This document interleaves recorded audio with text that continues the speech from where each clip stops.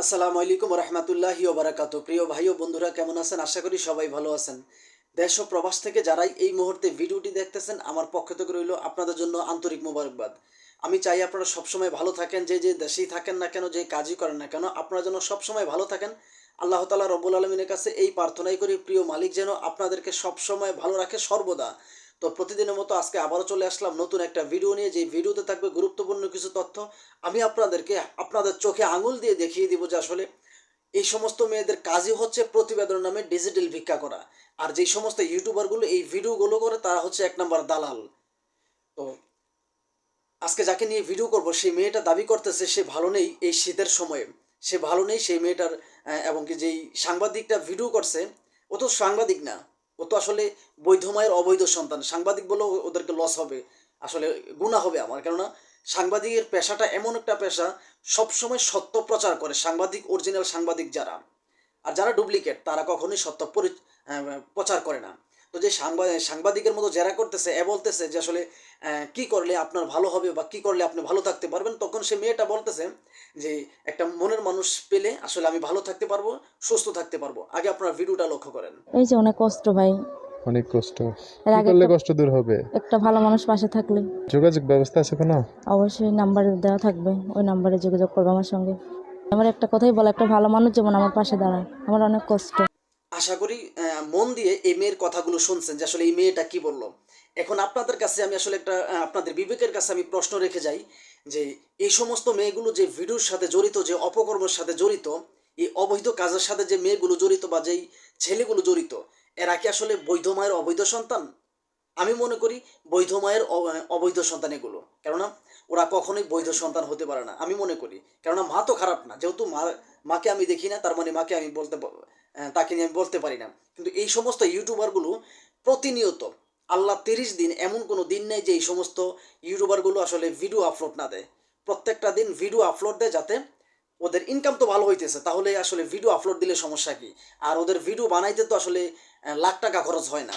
একটা ক্যামেরা নিয়ে যায়, সেখান থেকে আপনার যদি 20টা শ্যুট নেয়, সেই 20টা শ্যুটে আপনার কত, হয়তো 4 থেকে 5 হাজার টাকার মতো খরচ হয়। আর যেই সমস্ত মেয়েগুলো ভালোভাবে মিথ্যা কথা বলতে পারে, ওদের ডিমান্ড একটু বেশি থাকে। যেই মেয়েটা একটু সুন্দরী, বডি ফিটনেস আছে ভালো, তার তাকে দেখে পুরুষ আসলে তার সাথে কথা বলতে চাইবে, এই সমস্ত মেয়েগুলো তাদের ডিমান্ড একটু বেশি। আর এই সমস্ত মেয়ের, প্রত্যেকটা মেয়ের কিন্তু হাজব্যান্ড আছে, প্রত্যেকটা মেয়ের ছেলে আছে, মেয়ে আছে, শ্বশুর শাশুড়ি হাজব্যান্ড প্রত্যেকটা মেয়ের আছে, নাই বলতে কোনো শব্দ নাই। শতকরা 97% মেয়েদের আসলে সংসার আছে, 97%। শুধু হয়তো যদি হয় তাহলে 3% মেয়েদের সংসার নাই। 3% মেয়েরা অবিবাহিতা। তাও আমার সন্দেহ হয় যে আসলে এই 3% মেয়েরা আসলে অবিবাহিত কিনা। আমি মনে করি পুরো 100% মেয়েরাই বিবাহিত, ওদের সংসার আছে, স্বামী আছে, সন্তান আছে, শ্বশুর শাশুড়ি সব কিছু আছে। তারপর থাকা শর্তে স্বামীকে ক্যামেরার পিছনে রেখে ঘন্টা চুক্তি মিথ্যা কথা বলে যে আমার বিয়ে হয় না। সন্তানকে বাসায় ঘুম পাড়িয়ে সে ক্যামেরার সামনে এসে বলে যে আমার সন্তান হবে দূরের কথা, আমার তো বিয়ে হয় না। এই সমস্ত মেয়েগুলো হচ্ছে এরকম খারাপ। আর ওদের প্রত্যেকটা মেয়ের যে হাজব্যান্ড, আমি মনে করি ওরা লিঙ্গ ছাড়া।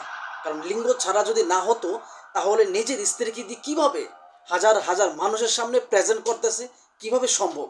আপনি কখনো দিবেন আপনার স্ত্রীকে আরেকজনের সাথে কথা বলতে? কখনোই দিবেন না। কেননা আমার স্ত্রী আমার ঘরের লক্ষ্মী, এটা আমি মনে করি। কিন্তু এই সমস্ত পুরুষগুলো, ওরা পুরুষ না হিজলা, আমার আসলে ভাবতে অবাক লাগে।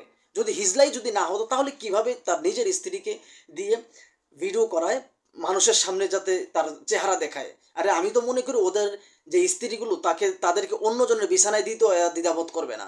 এরা এই সমস্ত এতটাই খারাপ, অন্যজনের বিছানাতে দিতেও ওরা আসলে দ্বিধাবোধ করবে না। যে ইউটিউবার আছে তাদের আসলে তার মা এই সমস্ত ভিডিও দেখে না, তার বাবা এই সমস্ত ভিডিও দেখে না, বা তার প্রতিবেশী এই সমস্ত ভিডিও দেখে না, তাকে কোনো ব্যবস্থা নেয় না। দেশের মানুষগুলো আসলে কি হয়েছে আমি আসলে জানি না, যে আসলে প্রত্যেকটা মানুষ এই সমস্ত মেয়ের সাথে জড়িত, প্রত্যেকটা ইউটিউবার এই সমস্ত আকাম কুকাম করে যে মেয়েগুলো তাদের সাথে জড়িত।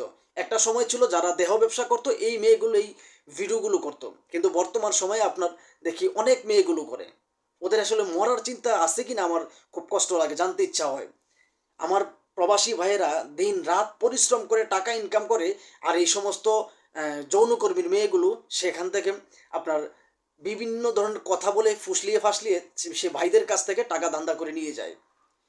আমি মনে করি সবচেয়ে বড় দোষ হচ্ছে আমাদের। আমি মনে করি সবচেয়ে বড় দোষ আমাদের। আমাদের যদি দোষ না হতো তাহলে আমরা কেন এদের ভিডিও দেখব? ওদের ভিডিও আজ পর্যন্ত যেই প্রবাসী দেখছে সেই প্রবাসী দেউলিয়া হয়েছে, ওদের প্রেমে যেই প্রবাসী পড়ছে সেই প্রবাসী দেউলিয়া হয়েছে। আপনারা হয়তো জানেন, আমার কাছে এরকম বহু প্রমাণ আছে। যদি বিশ্বাস না হয়, আমার এই সমস্ত যে মেয়েগুলো ভিডিও করে ওদের আপনার কমেন্ট বক্সে যাবেন, গিয়ে দেখবেন যে আসলে এই ইউটিউবারকে, এই মেয়েকে কিভাবে সাবান ছাড়া ধুইতেছে পাবলিক, কিভাবে সাবান ছাড়া ধুইতেছে। বুঝাইতে পারছি? তারপরেও যদি কোনো মানুষ যদি আসলে অবুঝ থাকেন, তাহলে আসলে আমি মনে করবো আপনারা বোকার রাজ্যে বাস করতেছেন। ওদের সাথে কথা বলা মানেই নিজের ক্ষতি নিজে ডেকে আনা, ওদের সাথে কথা বলা মানেই। তো যাই হোক, এই ভিডিওটি বানানো হয়েছে শুধুমাত্র সতর্কমূলক, কাউকে উদ্দেশ্য করে বানানো হয় নাই। প্লিজ কেউ খারাপ মন্তব্য করবেন না।